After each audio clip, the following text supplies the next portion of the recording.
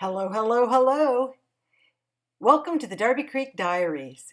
Today we're going to wow them with a working Whirligig card. I was so thrilled that this wound up working because I kind of had it, in the back of my mind for a little while, and it took a little doing, but it works. The first and most important ingredient is the Birch Press layering die set, and you need all 3 layers. If you notice, they all have a slightly different, thinner to fatter background on them.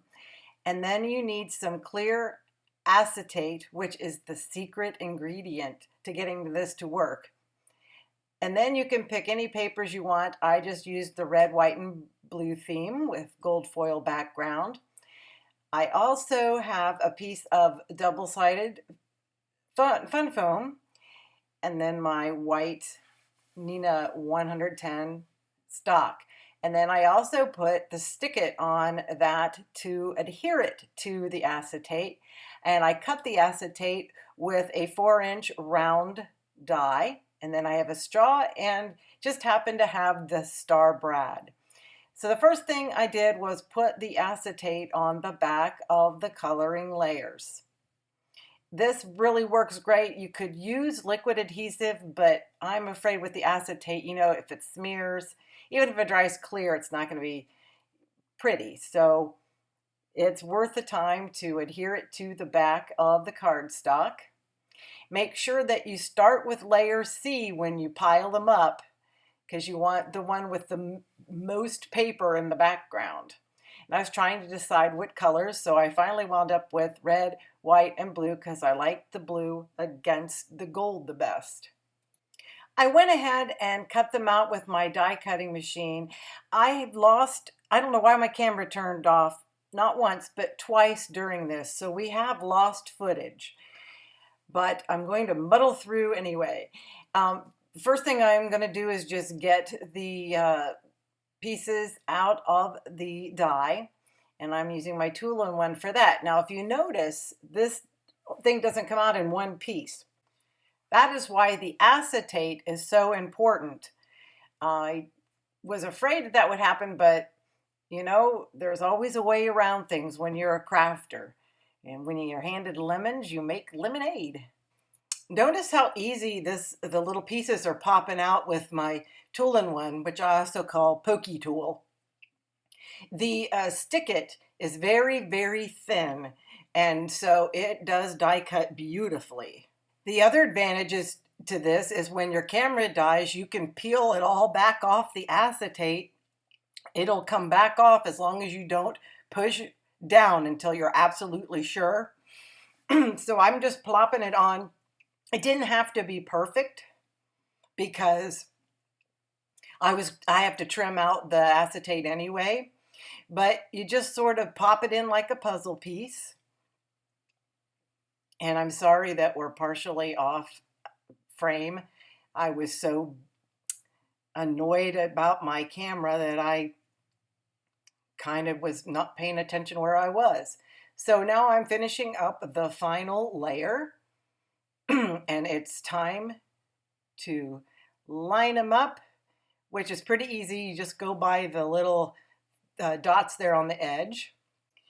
And then it's time to let the spinning begin.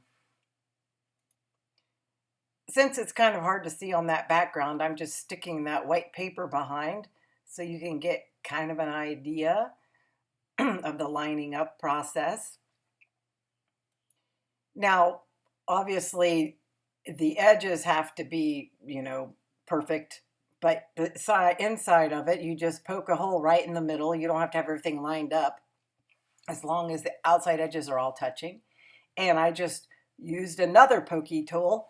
My long reach hole punch didn't work. So once again, we crafters improvise with what we've got. So you put the brad in the middle and you make it kind of loose. And then you take the time to sit there and play with it again, because it works exactly like a pinwheel or kaleidoscope. And then I have to put it down and we need to finish the rest of the card. So I get the fun foam, and it's got adhesive on the back, and I apply that to what's going to be the front of the card. And after I get this lined up with the fun foam slightly on the inside, pardon me, I've been coughing a lot lately, I once again eyeball my circle die cut. But the only thing I'm not eyeballing, and everybody knows me, knows that I don't like to do a lot of measuring because I do it all day at work. But this really did need to be in the center. It would have driven me crazy. Please excuse me and my camera's reflection in the mirror card, but it really is a mirror card, isn't it? And now it's time to put the whole thing together, and that's the best part. Now remember, I only have that brad in there loose because we want to have as much free motion as we can on our little spinning wheel, or kaleidoscope, I should say. Oh, it's just so much fun.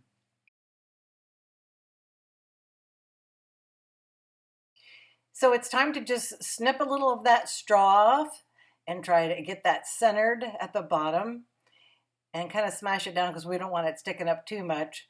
So that'll be the little stick for our whirligig.